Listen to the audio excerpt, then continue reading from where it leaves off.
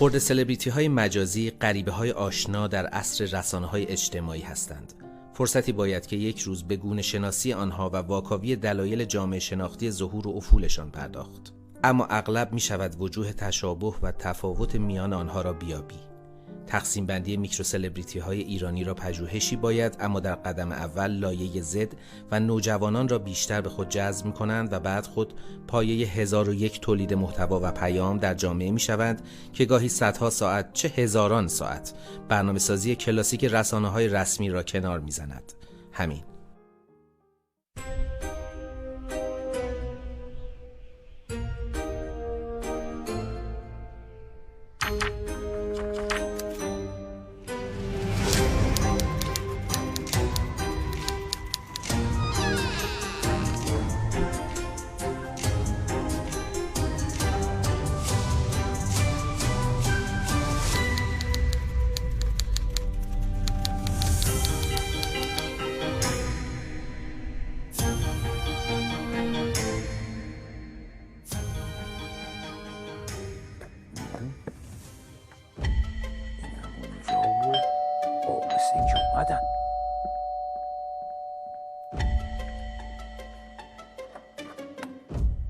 بفرمایید قربان. به بفرمایید. خیلی خوش آمدید. خیلی خوش آمدید. سلامت باشید ان شاء الله. دست شما درد نکنه. اینا خدمت شما آوردیم. بفرمایید. چند تا کتاب برای شما آوردیم قربان. خانم نویسنده است. بریم خدمت شما تقدیم کنیم. تشکر بفرمایید. خیلی لطفا. چه جعبه قشنگی هست. دست شما درد نکنه. مهمانمونه. بله، خیلی خوش آمدید. ماسکتون دیگه میتونید دراریم دیگه. آقا انقدر عکس گرفتن تو مسیر. ما دیگه گفتیم که جناب عالی هستیم، باورم نمیشه. جدی میفرمایید؟ بله قربان. خیلی خوش آمدید. شما خیلی مشهوری. همه جا صحبت شما. چی میگی؟ باور کنید. پس ما رو کجا آوردی؟ خواهش میکنم بفرمایید. خیلی خوش اومدید. خیلی خوش آمدید. این چه خبرایی تو تحریریه ما از شما هستش قربان. خواهش میکنم قربان. در خدمت شما هستم. درجه یک شما بله قربان. اون چایای لب باریکو خب اون چی دورش چی بود قربان؟ بله لب پروتزی. لب عروسکی یه دونه برده بیا. بله چشم. شما بفرمایید. خیلی خوشحال شدم زیارتتون کردم. ببخشید من ببخشید. دوست داریم آقا. دوست داریم. یالا. خب خوبید؟ الحمدلله آقا. قربون شما برم. من تقریبا شما رو میشناسم. اما یه فیلمی داریم با هم ببینیم که شاید یه پورتری باشه از حضرت علی. در خدمت شما هستم قربان. ان شاء الله گویا. ما در خدمت شما. سلامت باشید.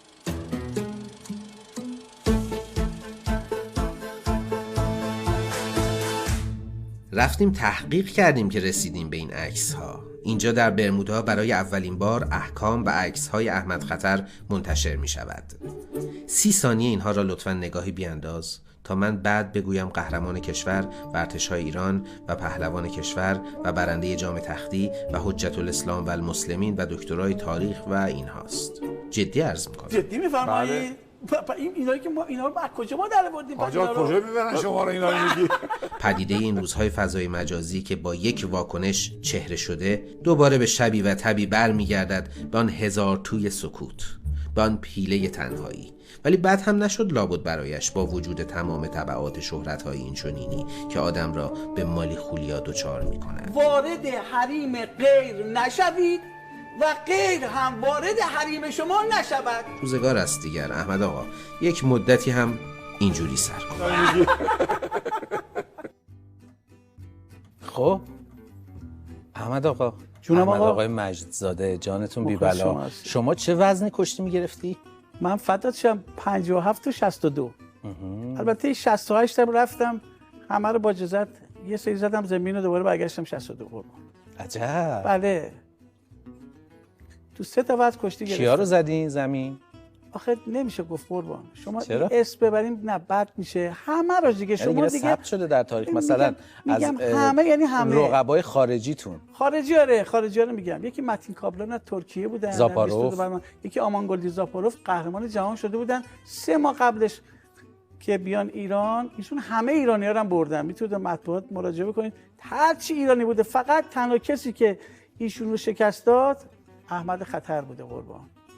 بله. چه فنی میزدی من بیشتر؟ قربان شگردتون چی بود؟ شگرد، دخم، یه دسته پای مخالف، فیتیله میکردم، بارانداز در حد المپیک قربان فن چرا به می‌زدم. شما میگفتن احمد خطر اون موقع ها؟ آخه الان خدمت شما عرض کنم، ببینید تو مسابقات بین‌المللی 22 بهمن سال 62 من خوردم به یه رقیب چینی. آقای فرابشی من گفتش که احمد به کی خوردی؟ گفتم آقا خوردم به یه حریف چینی. گفت شکستنی احمد، برو جلو، برو ببینم چیکار میکنی. آقا ما رفتیم رو دوشک، چشت روز بعد نبینه، پینگ پونگ بازی کردی، اصلا 1-2 12 ایست، خداحافظ تهران تشریف بردن با دخم و فیتیله و بارانداز. این رفیقمون شاگرداتون اینا؟ بله، فرستادیم خدمت خانواده. شاگرد کی بودی؟ من شاگرد قربان چند تا مربی داشتم، اگه اجازه بدید. خواهش می‌کنم. آقای عوض شیرین‌زاده، مرحوم عوض شیرین‌زاده، باشگاه دخانیات، منوچهر نور محمدی، محسن رضایی. بعد اومدم خدمت محسن رضایی. آره، یه محسن رضایی 68 کیلو بود، احمد رضایی بود، اون احمد رضایی 62 بود، این محسن رضایی بود 68 تا کشتی می‌گرفت، کشتی خوب، بچه معلوم بود. ایشون مربی ما هم بودن. بعد اومدم خدمت داریوش واعظی. از پیش آقای واعظی. کدوم باشگاه بودی؟ من قربان از دخانیات خدمت این دوستان بودم. بعد اومدم راهم پیش آقای واعظی، یه مدت پیش آقای واعظی، بعدم پیش آقای فرابشی، محسن فرابشی، استاد اخلاق و فن و تکنیک. خیلی به من چیزا یاد داد، خیلی از نظر تربیت و اینا اول ایشون رو اخلاق کار میکرد آقای فرابشی. بعد از پیش آقای تیم ملی هم بودن دیگه. بله آقا، درجه یک تا تیم ملی هم رسیدین؟ قهرمان کی؟ شما تا تیم ملی من هم بله رسیدین؟ قربان، همین 22 بهمن جام تختی بین‌المللی بود دیگه، یعنی 3-4 نفر از ایران بودن، وقتی می اومدی دیگه بشد عضو تیم ملی. بله اصلا حضرت آقا، مسابقات کشوری از هر استان یه نفر میاد، زیاد اهمیت نداره. انتخابی تیم ملی میدونید چقدر مهمه؟ از هر استان یه دفعه توی بعد 10 نفر میان. تهران 10 نفر، اونجا یه دفعه ببینی آقا 200-300 تا کشتیگیر اومدن توی یه وقت دارن. انتخابی تیم ملی اهمیتش از کشوری بالاتره. من چند دوره انتخابی تیم ملی تو فینال بودم. رقباتون کیا بودن؟ رقبامون قربان آقای مسعود نیا بود، خوب بود، محسن کاوه، اکبر فلاح، عسکری محمدیان، مربی تیم ملی هستن جان. بله اینا همشون خوب بودن، حمید غفوریان.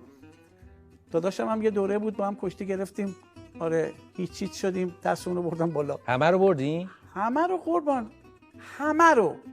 یعنی دیگه اصلا شما خواهش می‌کنم. آقای فلاح آره. قهرمان جهان بودن. بله اینا خوب بودن، خیلی اینا خوب بودن. محمد مشهدی آقایی فکر کنی بعد بود قربان.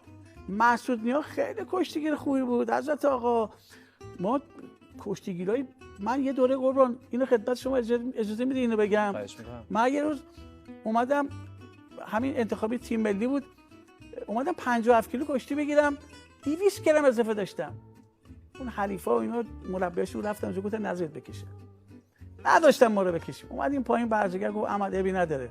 منصور خان بله گفت احمد ابی نداره. من اومدم برم بیرون، دیدم آقای پازوشی مربی این سالن صدرزاده تو 13 آبان بود. گفت احمد نکشیدی؟ گفتم آقا 200 گرم. گفت ما یه 68 کیلو خالی داریم، میای؟ گفتم بذار آقا منصور اجازه بگیرم ببینم اجازه میده. گفتم آقا منصور اجازه میدی من 68 کیلو؟ گفت 68 کیلو برای چی؟ گفتم جاشون خالیه. گفت حالا برو تمرینی، اشکال نداره. ببین آقا، ببین چه کار کردم. آقای کامران قاسمپور 92 تاست، الان اومده 97 کیلو، نمیتونه، جا نیفتاده، نمیتونه کشتی بگیره تو اون وزن. یعنی شما بعضی از آدما 57 کیلو خوبن، هاشفلی میگفت بشن 58 کیلو دیگه به درد نمیخوره. خب رفتید اونجا چی شد دو وزن بالاتر؟ آقا ببین رسول خادم بود، علی حسینی قهرمان 4 جهان بود، آقای تورج کوشانفر که امیررضا خادمو برده بود قهرمان قادری بود. یعنی همشون واسه خودشون شقه‌ای بودن. خب مثلا واسه خودشون یه اسم و رسمی داشتن. حالا حساب کن من 57 کیلو اومدم با اینا، ببین اونا که 68 کیلو بودن هر کدومشون 73-4 کیلو بودن، کم کرده اومدن 60. آقا از همین اول درو کردم رفتم جلو. همه گفتم بابا نه بعدی رو میبازه. نه آقا بعدی رو می‌بازی کدوم اومدم فینال همه رو بردم به جان خودم بی خود نبود بگم احمد خطر که برای این میگفتن احمد خطر خطرناک کشتی میگرفتم خطرناک همه رو بردم اومدم فینال تورج کوشانفر که خادم 74 کیلو برد امیررضا رو خوردم به این 2-1 به این باختم تو فینال خیلی ناراحت شدم بعد تورج کوشانفر خدا رحمتش کنه مرحوم خدا رحمتش کنه با بقیه کشتیگیران مربی اومدن گفتم بابا چرا ناراحتی تو 57 کیلو بودی اومدی 2 وزن بالاتر انتخابی که همه حریفا بودن خیلی مهمه ها بله یعنی جیگر میخواد چرا بعد تیم ملی ادامه ندادی؟ چرا من دیگه منصور خان گفت که احمد تو دیگه 57 تا نگیر بیا 62 بابا یه وزن عوض میکنی اومدم 62 دیگه 62 کیلوگرمی ها فقط از مغازه من خرید میکردن جای دیگه نمیرفتن مشتری من بودن دیگه صاف میومدن خداحافظ یه پینگ پونگ خداحافظ یعنی باختم توش بوده ها فقط از مغازه شما فقط از مغازه من خرید میکردم مشتری بودن دیگه مشتری دوره‌ای بودن همونجور که عرض کردم از وقت نداریم ما که من ببینم چقدر کاری کرده به بک‌داده که در واپس این ثانیه ها با یه خم و تبدیل به 2 خمی که میکنه روی سرگردن میتابوندش و تمام میشه 3 نمره به مجزاده احمد میدند از ثانیه های آخر و کشتی که فوق‌العاده زیر و رو داشت سرانجام به سود احمد مجزاده با حساب 8-7 خاتمه پیدا میکنه و باید بگیم که بچهای گروه ما حسن انتخاب داشتن. البته منم میبردن من نمیگم همه رو میبردم نه اونا هم منو میبردن ولی به کیا باختین؟ من به محسن کاوه یه بار باختم خب خیلی بابا اصلا محسن کاوه ببین اصلا محسن کاوه اینجوری میومد رو دوشک نگات میکرد میترسیدی همینجوری فقط نگات میکرد بعدن بازو منو برد ولی یه دفعه هم حالا میشه یه دفعه من خجالتش در اومدیم بله آره اونجوری نبود که اینجوری آره خیلی کشتیگیر خوبی چند سالتون الان؟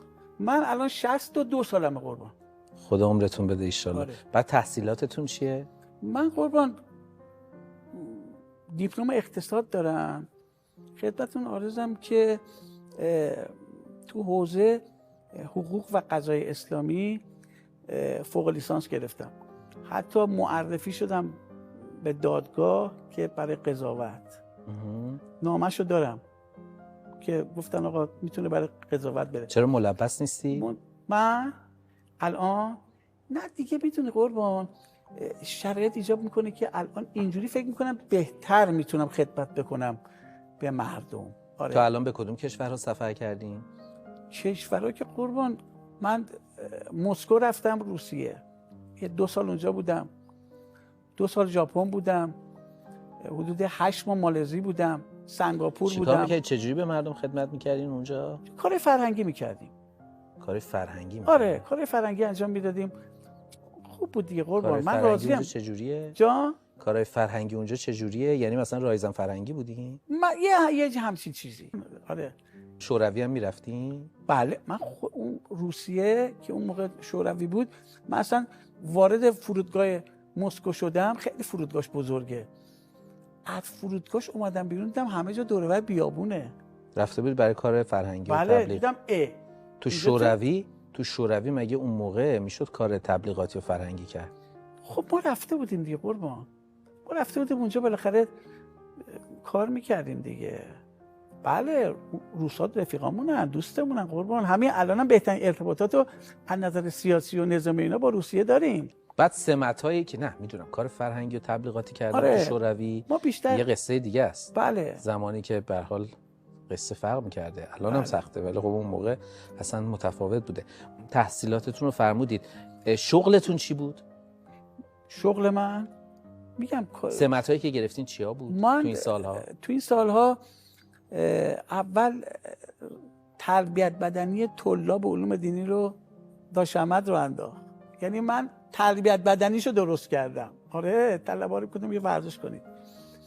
بعد آقای زرگر خدا رحمتش کنه، مرحوم زرگر، کی برای شما همچین سمتی رو مشخص کرد؟ اینو آقای زم، آقای زم. محمد علی زم تو سازمان فرهنگ و هنر شهرداری تهران. بعد رفتم پیش آقای زرگر خدا رحمتش کنه، امر بالمعروف و نهی از منکر، اونجا معاون بودم، هم معاون اجرایی بودم هم معاون تشکل‌های مردمی. 2-3 سالم تو امر بالمعروف و نهی از منکر بودم. بعد اومدم یه مدت پیش اونجا چیکار می‌کردید؟ امر به معروف می‌کردید اونجا و نهی از منکر. تشکل‌های مردمی. چیکاره بودید اونجا؟ من معاون بودم. معاون. بله معاون اونجا بودم. تشکل‌های مردمی ادارات هم صدا می‌کردن. ما ادارات و اصناف و همه این اصناف همه زیر نظر من بودن. 15 روز دعوت می‌کردیم، میگفتیم آقا چه کاری کردی تا حالا برای امر معروف و نهی از منکر؟ میگفت آقا نمیذارن، دستامونو بستن، میگم بپر تو آب شنا کن. نمیشه دیگه قربان. کارت می‌خواستن، چیز ما ارشاد می‌کردیم آقا خودتون بخواید خودتون رو امر به معروف بفرمایید، چی میگیم به خودتون؟ خودم میگم احمد تقوا داشته باش، دروغ نگو، آدم درستی باش تو جامعه.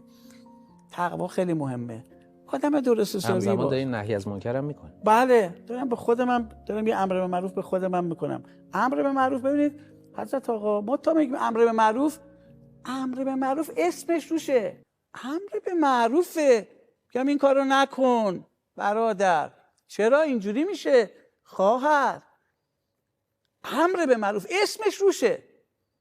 خواهر بله مواظب حجابت باش دختر گلم، مراقب رفتارت باش عزیز من. دیگه چه سمتایی داشتین؟ دیگه اومدم پیش آقا خطیب.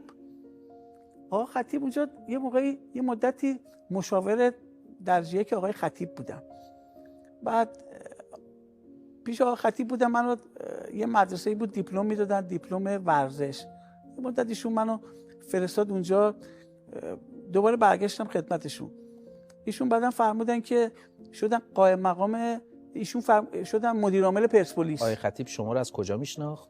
آقای خطیب منو، حقیقت این که آقای ناطق نوری، علی اکبر ناطق نوری رئیس مجلس بود. بله. ایشون ورزشی بود دیگه، با من ارتباط داشتم، من میرفتم خدمتشون تو اتاقشون، حالا میرسیدم یه خم میگرفتم.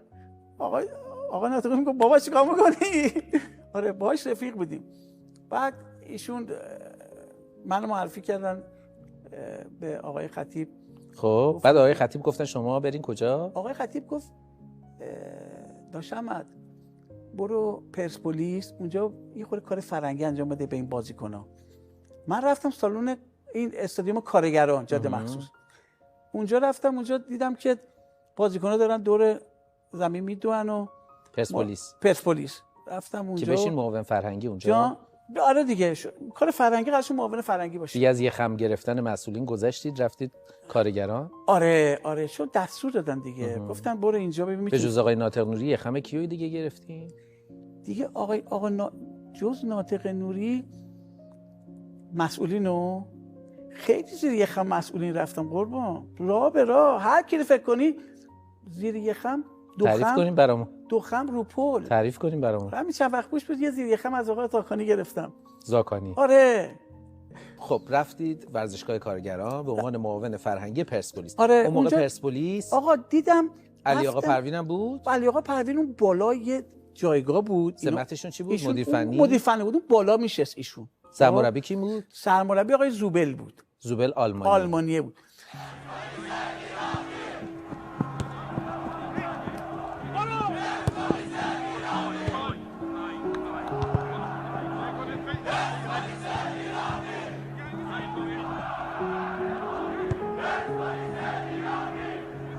من رفتم و دیدم این تماشاچی‌ها همچین زیاد با ما جور نیستن، یه خورده هی پرده بیرون میگن فلان. رفتم گفتم آقا خطیب من نمیتونم اینجا بمونم. گفت یه وانت بهت وسیله میدم، وسیله ورزشی، ببر بینشون تقسیم کن باهاشون رفیق میشن. ما یه وانت بردیم اونجا، تماشاچی اومدن یه توپ به این یه پیرم به اون، اینا دیدیم همه گفتن یه شعار عوض شد، مجزاده دوست داریم. ما گفتیم فکر کنم دوستمون دارن.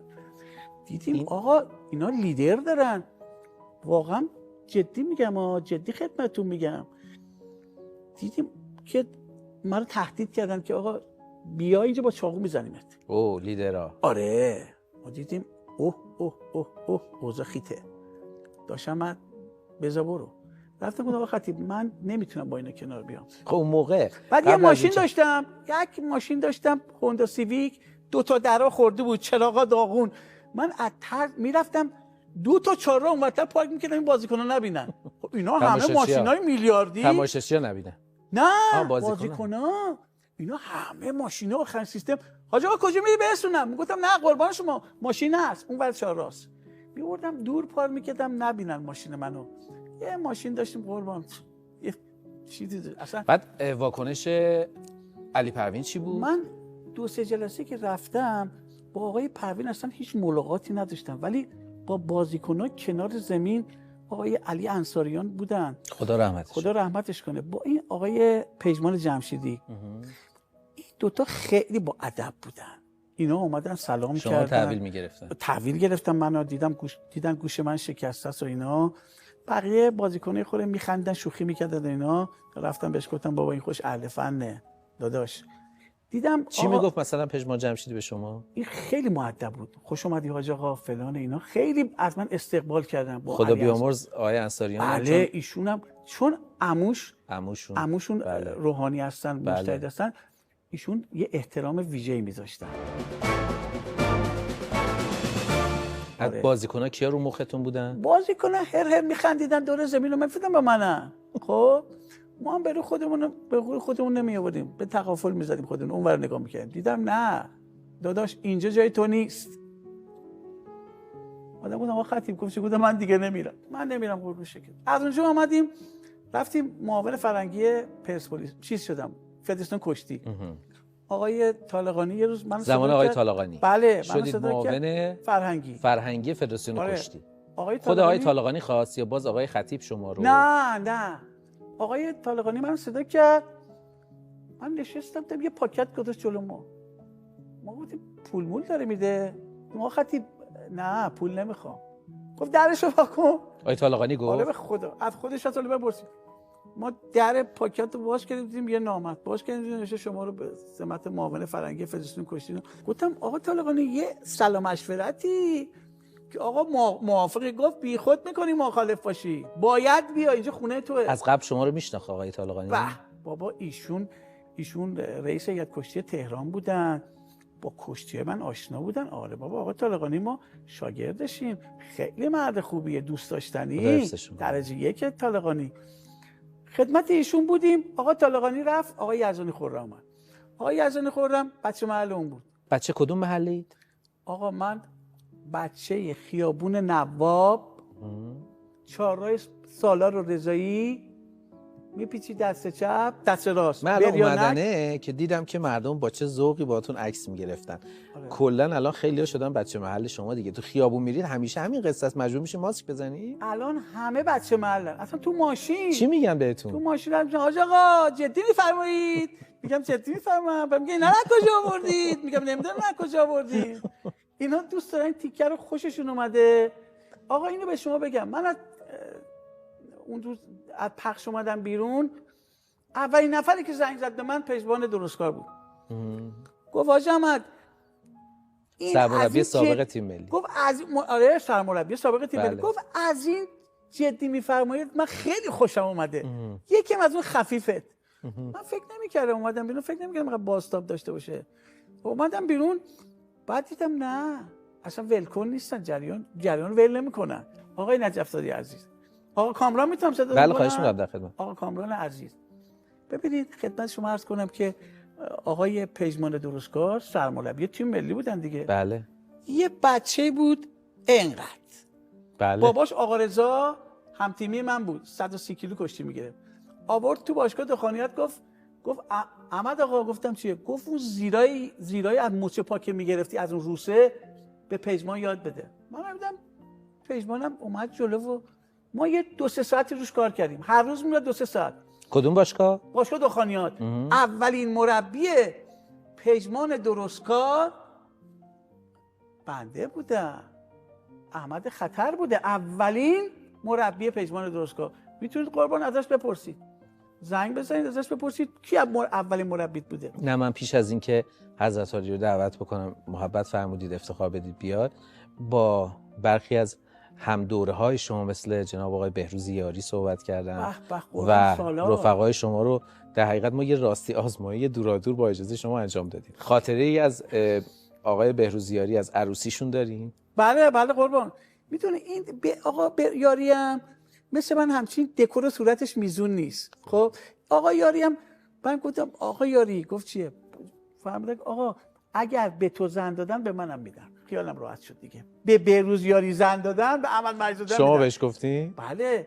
و من از خانمم خیلی راضی هستم. ببین اینو خدمتت عرض کنم. خانم نویسنده هستن نه؟ نویسنده است. من زنجلیل ترین انسان روی کره زمین هستم. فقط من. زن عزیز هستی. بله 8 سال میرفتم خواستگاری خانومم. میگفت نه. چرا؟ خب نمیدونم. میگفت نه. بچه محلتون بودن؟ تو محلتون بودن؟ نه اونا کرج بودن، ما تهران. دخترمون بود. دخترمون بود. تا من میرفتم خونشون میرفت تو آشپزخونه بیرون نمیومد. ای بابا یه روز آخر سر دیگه گفتم دست کردم جیبم اومدم برم بیرون. احمد خطر بودین دیگه. آره یه دوزاری داشتم. دست کردم جیبم، خانم اومد دم در که خداحافظی کنه. گفتم دخترم گفت چیه؟ گفتم این دوزاری خدمت شما شد. گفت خیلی جدی بود. گفت برای چی؟ گفتم ما رو تحویل بگیرید دوزاری بگیرید. یا یه خنده ای کرد. گفتم خندید دیگه. دیدم دیگه آره بالاخره بعد از 8 سال 8 سال خواستگاری میرفتی؟ آره بابا اصلا مگه الکی بود؟ چرا میگفت نه؟ دلایل خودشو داشت، چون همه فامیلای ما رفتن خواستگاریش. آره درست کن. آره میگفت که گفتیم بابا ول کن. چقدر اختلاف سنیتون؟ ما 4 سال. چقدر بود مهریتون؟ مهریه فکر کنم 150 سکه. الان ایشون شاکی نیست از این حاشیه هایی که برای شما ایجاد شده و اینا؟ اولش یه مقداری ناراحت بودن ایشون و دخترم، یه مقداری. کلا واکنش خانواده چی بود به این ماجرا؟ الان خوب شده، اولش خوب نبود. اولش واکنش خوبی نداشتن. ولی چی میگفتن به شما؟ میگفتن چه حرفی بود زدی؟ میگفت خوندی اینو؟ گفتم کدومو؟ میگفت بیا نگاه کن. میزد میگفت این چیه؟ این چی نوشتن اینجا؟ چند تا بچه دارین؟ من یه دونه دختر دارم. خدا حفظشون کنه. نوه و اینام دارین؟ چی؟ نوه؟ نه ما خیلی دیر بچه دار شدیم. آره. خب حاج آقا شما که به هر حال یه جورایی سیمتون وصل بوده دیگه، چرا یه مدت راننده تاکسی بودین؟ آره بودم.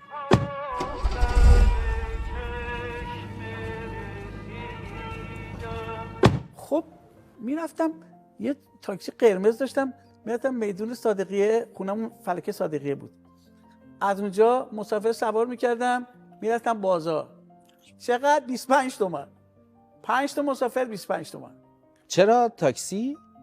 خب مجبور شدم. دیدم که چی شد که مجبور شدین؟ خب دیدم یه پول دست داداشم داشتم، گفتش که من کشورهای مختلف میرفتم. آره درآمدتون خوب نبود؟ میرفتم پول میفرستادم واسه داداشم اینا. وقتی برگشتم گفتم خب گفت یه تاکسی واسط خریدیم. گفتم من تاکسی میخوام چیکار کنم؟ گفت حالا هست دیگه. مادرم خدا رحمتش کنه. خدا رحمتش کنه. صبح بلند میشد میگفت ننه جون پشو تاکسی رو سوارش کن یه کار. میگفتم مادر ولمون کن. میرفتم میدم گل چیده، گل عینایی که بو میده خوش یاس چیده جلو ماشین. بگم ننه نگاه کن آب داره، روغنشو نگاه کردی. گفتم مادر ول کن تو رو. میگفت نه باید بری کار کنی. میرفتم یه مدت با تاکسی کار میکردم. دیگه دیدم که نه. اونجا هم کار فرنگی میکردین؟ کجا؟ وقتی راننده بودین تاکسی؟ تو تاکسی؟ نه بابا همش دعوا میکردیم. آره تاکسی کار فرنگی نیستش که یارو در آروم بکوب و پول خورد ندارم بقیه‌شو. یه زنه یه روز پول گفت چقدر میشه؟ گفتم اینقدر. دیدم اینقدر داد. گفتم خانم گفت چیه؟ گفتم 2 تومنش کمه. دست کرد تو کیفش یک دونه پول برداشت پرت کرد طرف من. آره گفت اینم بگیر. آره قربان تاکسی خیلی کار سختیه. تمام حواست، چشما، گوش، همه باید کار کنه. آره یه تیکش کار نکنه زدی به یکی دیگه. آره بعد آخر سالم میبینی که یه ماشینت مونده، دور و برش خورده، همه ماشین خراب، پولم نداری درست کنی. چون همون روز که کار میکنی میاد تو جیبت، دوست داری پولشو. آره ولی یهویی هزینه‌های عجیب، استهلاک ماشین، پول بنزین، دردسرای دیگه ندی. ولی من قربان پول داشتم. من از خارج رفتم اینور دلار میفرستادم اینجا، برام آپارتمان خریده بودم. پول داشتم. به خاطر مادرم میگفت که برو با تاکسی کار کن. یه مدت رفتم. تاکسی رو فروختین؟ بله تاکسی رو فروختم. چند فروختین؟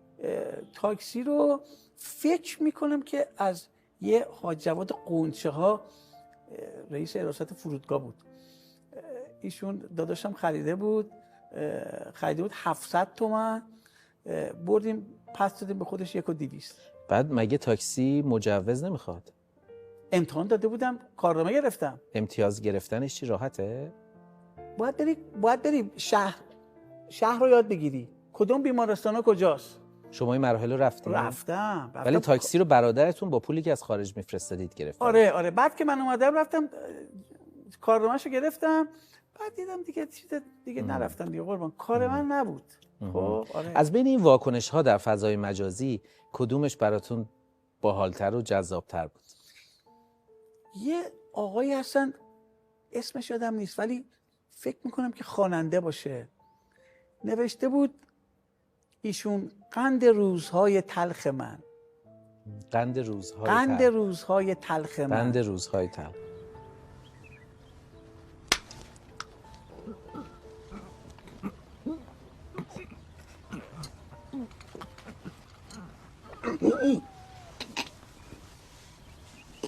آقای نجف زاده، یه چیزی میخوام اینجا خدمت شما مردم ایران بگم. ببینید هر چی شوخی با من میکنید، بنده راضی هستم تمام عمر من فدای یک لحظه خنده شما ای مردم. تمام عمرم فدای اون لحظه‌ای که شما میخندید، منو میبینید، زنگ میزنید، تا نصف شب ببینید نگاه میکنید میخندید. اصلا شده قربان نمیدونم جریان چیه، همه میشینن تا نصف شب نگاه میکنن، یکی میگه من 100 دفعه نگاه میکنم سیر نمیشم. تمومم نمیشه ماجرای شما. نه هر لحظه یه بال و پر جدیدی پیدا میکنه. نه تموم اصلا. یعنی هر روز صبح بلند میشید منتظرید که یه اتفاق جدیدی افتاده باشه. آره. با حواشی شما. نه آقا کامران اصلا تو فضای مجازی نیستم به هیچ عنوان. اگه یه موقع که دوستان میان میگن عکس بگیریم، یه دفعه یه چیزی میگیرن. گوشیتون رو دارین همراهتون؟ بله قربان. میشه ببینیمش؟ بفرمایید قربان بفرمایید. نه بابا واقعا؟ بله قربان. عجب چیزی این استاد. این یه با دعوا میشه به جای پاراژور استفاده میکنه. تو سر هر کی بزنی شکسته. گوشی استاده. پس این الان فقط در حقیقت شماره میگیرین باشه؟ فقط شماره میگیرن. آره هیچ. چقدر خفنه این چیه؟ خیلی باحاله. پس اصلا شما کی خانواده خبر میدن بهتون که همچین مطلبی زدن؟ فقط خانواده خبر میدن قربون شما. خواهش میکنم. این دو گوشی منو قربون. باور بفرمایید. اصلا لمسی اینا نداره. گوشی دستسازه؟ اینو ببین. این چی بده؟ برو تو برای دوربین. خب با این اون وقت امر به معروف پایی می‌کردی؟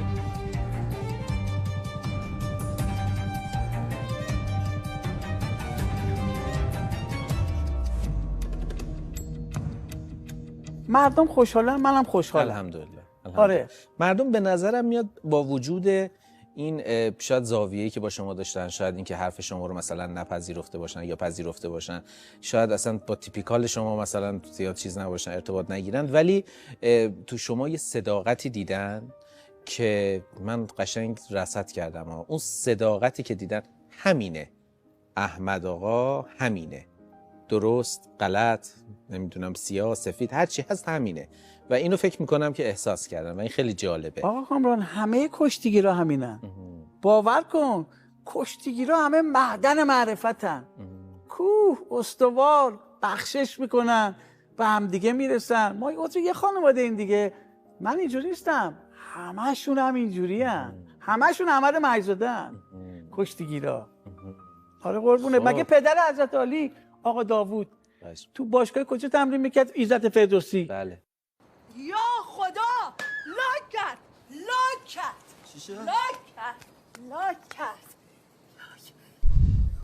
این جادوی فضای مجازیه که احمد آقا رو دوباره آورد تو بورس. حالا یه جورایی خاطراتشون رو زنده کرد و شما اگر دوباره برگردید به 2 هفته پیش، 3 هفته پیش، 1 ماه پیش، دوست داشتید که اصلا اون برنامه نمی رفتید و اون تکه کلامتون رو به کار نمی بردید و اینجوری یه دفعه وایرال نمی شد و نمی ترکوند؟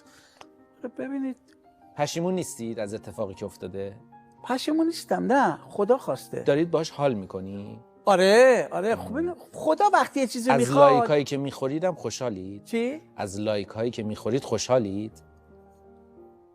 آره خوبه ببین نداره یعنی لذتی داره نه؟ آره خوبه ببین ولی شما رو خدا بخواد ببره بالا میبرته. همه بخوام بیارنت پایین، ببین همه میخواستن منو بکنن تو قوطی، نشد. جریان تو قوطی کردنه چی بود؟ چی گفتم؟ نه چی بود؟ کیا میخواستن شما رو بکنن تو قوطی؟ تو ضبط میکنی؟ بله. چی میگی؟ چی؟ آقا کامران چی شنیدی؟ نه جدا کیا میخواستن شما رو بکنن تو قوطی؟ یه سری افرادی هستن نمیخوام نام ببرم ولی منو دوست نداشتن. افرادی چی هستن؟ سیاسی هستن؟ نه اداری و اینها. چرا دوستتون نداشتن؟ بعد از اینکه این ماجرا اتفاق افتاد؟ نه قبلش. خب قبلش گفتن که میخوام یه تغییر و تحولی بشه از نظر فرهنگی. شما پستتون ازتون گرفتن. آفرین پستو گرفتن. پستتون چی بود؟ پست من یه فرهنگسرا دستم بود. آره کار میکردم، خوبم کار میکردم. میدونی از چی ناراحتم؟ از اینکه بابا من بهترین عملکرد داشتم ولی میگفتن نه چون باید تغییرات ایجاد بشه شما باید بری. گفتم آخه باید نداره، اگه اینجوریه که خورشیدم هر روز داره در میاد تکرار داره میشه بده؟ نه اینا مگه بده؟ خب چیکار میکردین تو اون فرهنگسرا؟ ما قربان کار فرهنگی من بیشم الان 27 سال کار فرهنگی انجام میدم. تو فرهنگسرا کلاس‌های مختلف میذارن برای بچه‌ها، کارهای هنری، تئاتر، موسیقی اینا رو. آره موسیقی اینا. بعد از این ماجرا مثل اینکه رفتید سر مزار مادرتون. بله من خیلی ناراحت کردن، دل منو شکوندن ازتون. من خیلی یعنی واقعا دلم شکست، رفتم سر خاک مادرم، واقعا گریه کردم. به مادرم گفتم ببین من چیکار کردم عزیز. بهش گفتم عزیز ببین من چیکار کردم، ببین منو به چه روزی انداختن. یه جای کوچیکو تو این نظام دست ما ندیدن. خب گفتم کمکم کن، ازت میخوام، چون میدونم کمک میکنن. یکی شهدا کمک میکنن، یکی پدر مادر. از شهدام خواستم، گفتم کمکم کنید، من الان خوردم زمین بدجوری. آره خیلی ناراحت بودم. یک دفعه یه همچین برنامه تلویزیون اومد و الان همون افراد فکر میکنم که شاید بعد از اون که دلتون شکست از اون فرهنگسرا براتون داشتن، شاید این دعای خیر مادر باشه. حتما همینطوره قربان، حتما همینه. دل شکسته رو میگم، ببینید دل شکسته رو خدا میخره. ببین گنج تو آبادی پیدا نمیشه، تو خرابه ها همیشه گنج هست. آره گنج رو تو خرابه ها باید پیدا کنی. وقتی دل شکست رفتی تو خرابه، گنج اونجاست. این روزا که تو فضای مجازی کلی از احمد آقا می نویسن، جایی شده که دلتون بشکنه؟ آره قربان اینم چای لبسوز دست شما درد نکنه. لب پروتزی رو بدم. بله درجه یک خدمت شما. لب عروسکی همینه. بله همیناست قربان. لب شطوری و فلان و اینا. نزدیک شما. بله قربان. بذار یه خورد بخوریم ببینیم این لب شطوری چیه. ببینید بله جناب آقای احمد آقای خطر، من شنیدم، خواهش می‌کنم ببخشید. یالا سلام کنم قربان، خواهش می‌کنم تمنا کنم.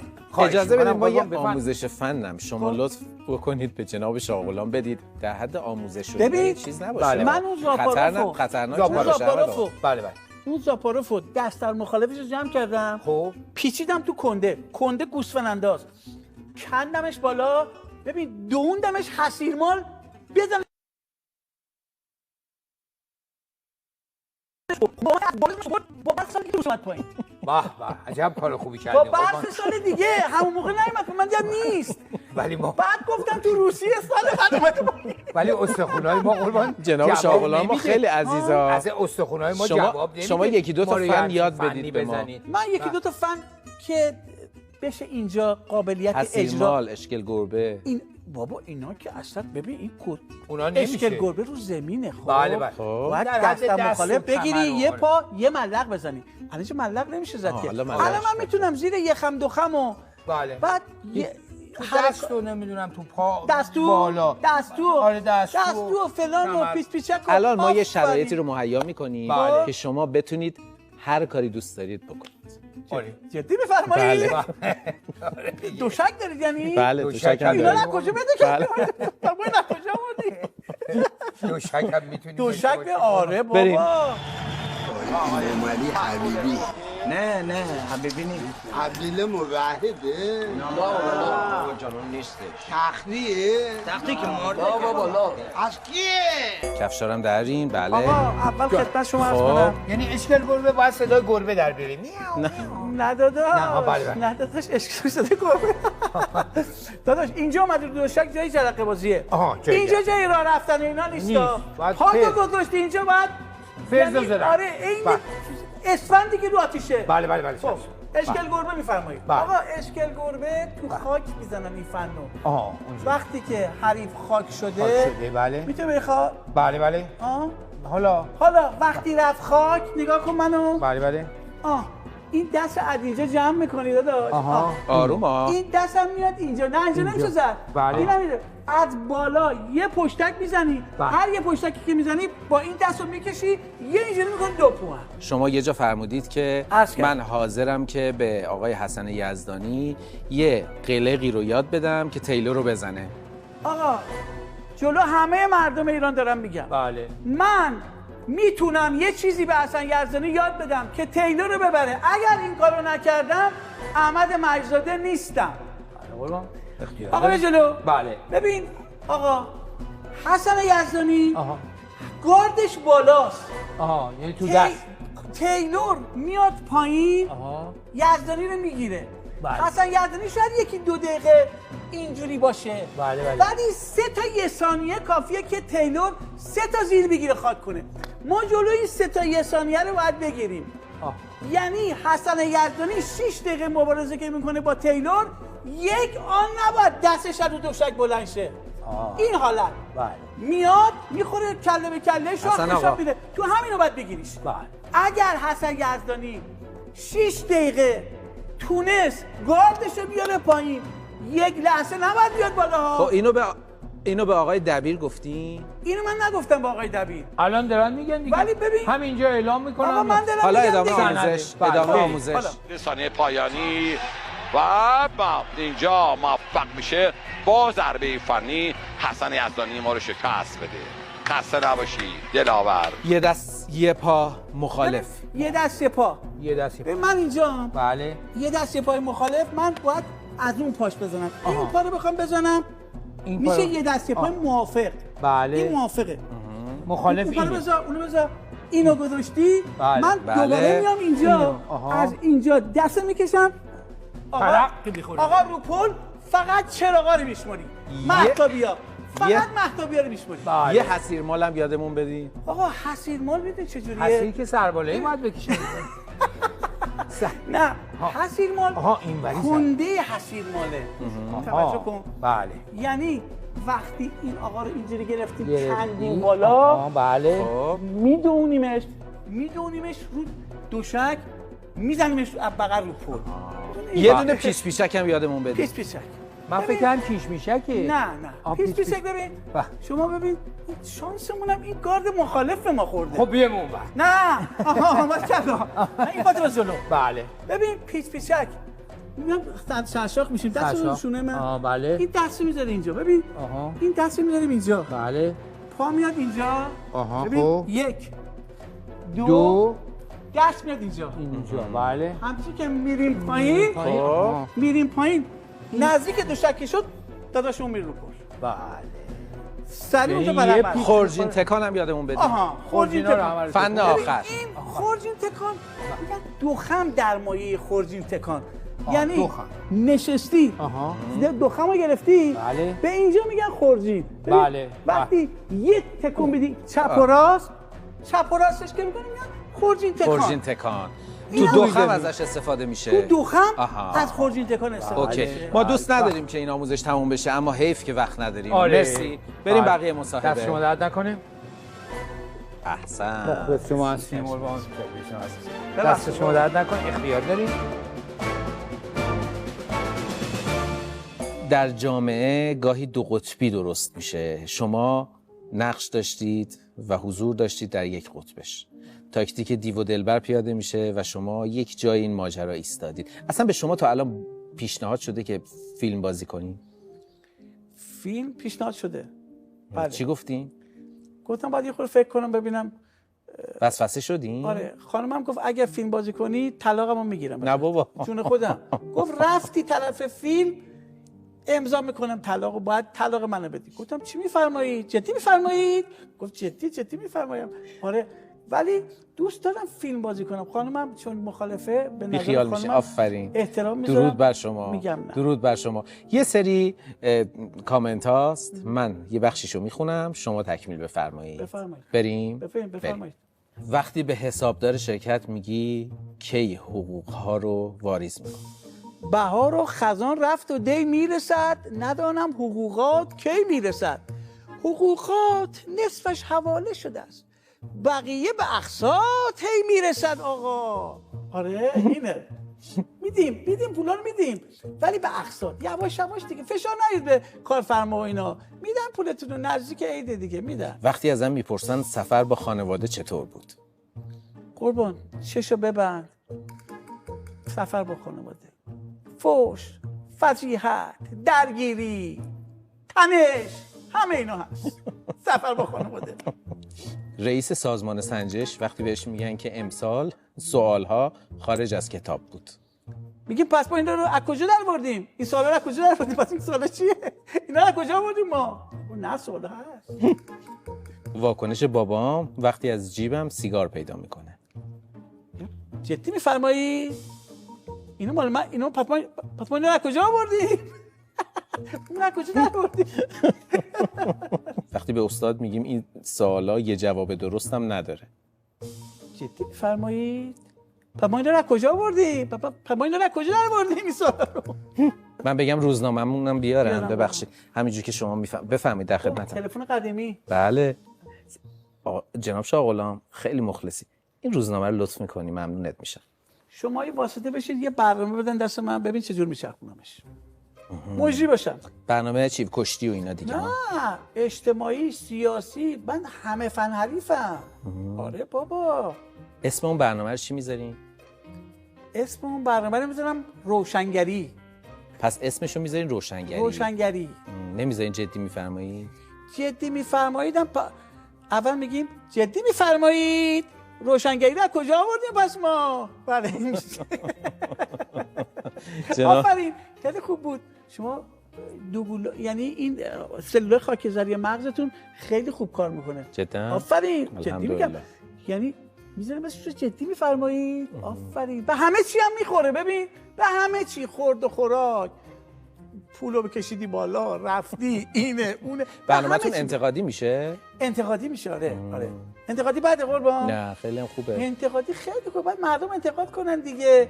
بگن درد دلشون رو بگن. بیان یه جا بگن آقا اینجوری. منم بشم مجری برنامه. مجری کارشناس. آره. راحت اداره میکنه برنامه رو. آره. به شرطی که شما کارگردانش باشی قربان. از پشت صحنه من بگی چیکار کن. متشکرم شما. ما رو راه بنداز. سلامت شما. مخلص شما هستم.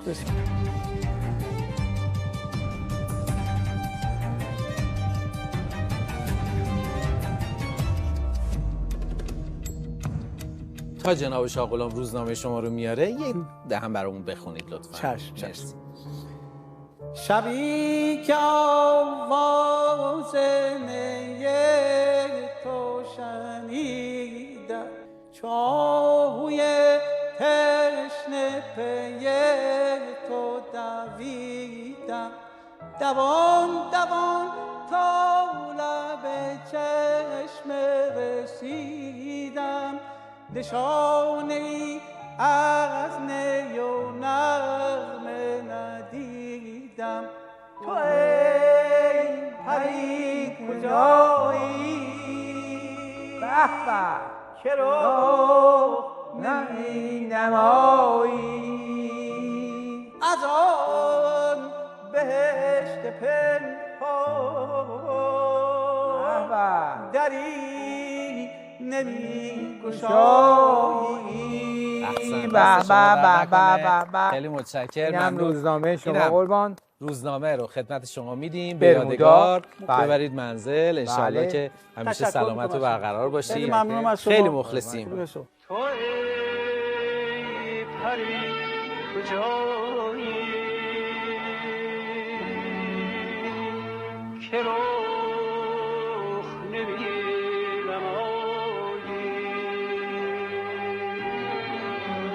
ارادتمندیم. سلامت باشین ان شاء الله. خیلی محبت کردین قربان. خیلی متشکرم. مرسی. شما درد نکنه. حریف منه. بله بزرگوار عزیز ماست.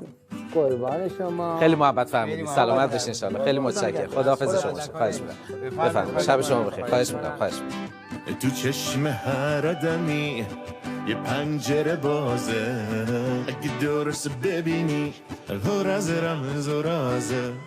از پشت پنجره ها حال دلا پیداست، یکی سیاه و کدر، یکی مثل الماس. بیایم شب واسه من درای قلب تو بکن، میدونی جات تو قلب منه، دوباره جات پیدا کن. من هنوز وقتی میخندم چشمامو میبندم، کاش میشد بیای بگی چشاتو واکن. باشو ماه بازم خبر کن، شب تو رو بزن سحر کن، دنیا رو دیوونه تر کن، دنیا رو دیوونه تر کن. باشو ماه بازم خبر کن، شب تو رو بزن سحر کن، دنیا رو دیوونه تر کن، دنیا رو دیوونه تر کن.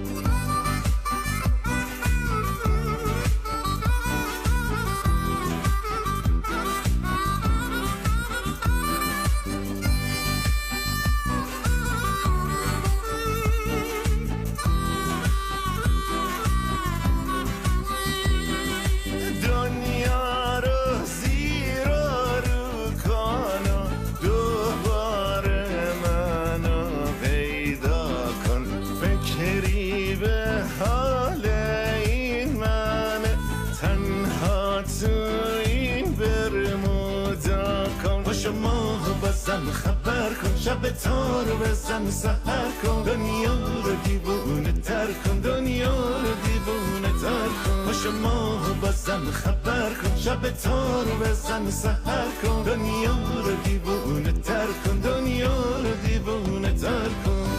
سلام علیکم. حال شما خوبین؟